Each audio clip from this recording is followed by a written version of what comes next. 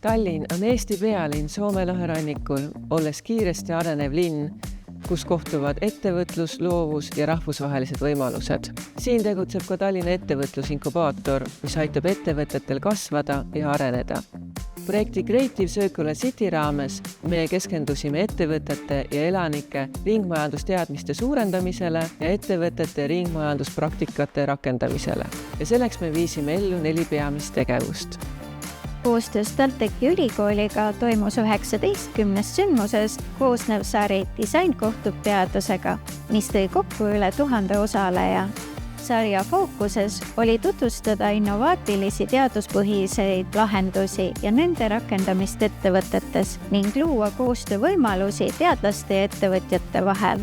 Lisaks ettekannetele oli võimalus osalejatel külastada ka ülikooli laboreid. Koostöös Heia Visualiga loodud ringmajandusnäitus annab suuniseid jätkusuutlikuma ja keskkonnahoidvama tuleviku suunas. Näituse ülesehitus järgib loogilist teekonda, mis aitab külastajal samm-sammult ringmajandust mõista.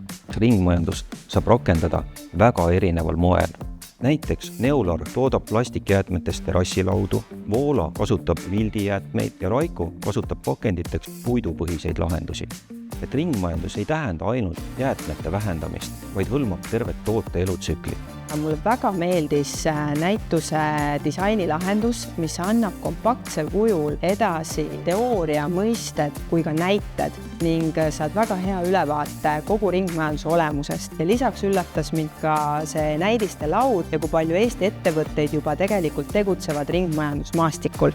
Rahvusvahelise inkubatsiooniprogrammi keskmes oli 5 moodulist koosnev praktiline koolitussari, mis aitas kultuuri- ja loomeettevõtjatel oma ideid edasi arendada ning saada praktiline ülevaade, kuidas disainida jätkusuutlik toode, kuidas disainida jätkusuutlik teenus, kuidas üles ehitada kommunikatsiooni ning kuidas laieneda välisturgudele.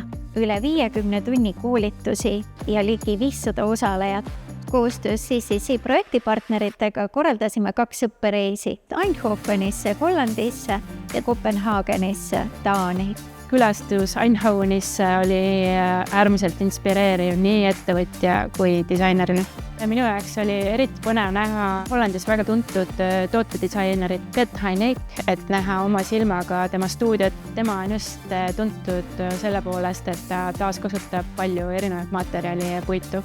Kui mulle pakutakse õppereisile minekut, siis ma alati proovin sellest kinni haarata, sest see on üks viis, kuidas peegeldada seda, et kas minu mõtted on skeenele relevantsed. Kui Eestis tegutseda, siis ei saa ilma ekspordita, kui tahta kasvada ja siinkohal on rahvusvahelised suhted lihtsalt hädavajalik.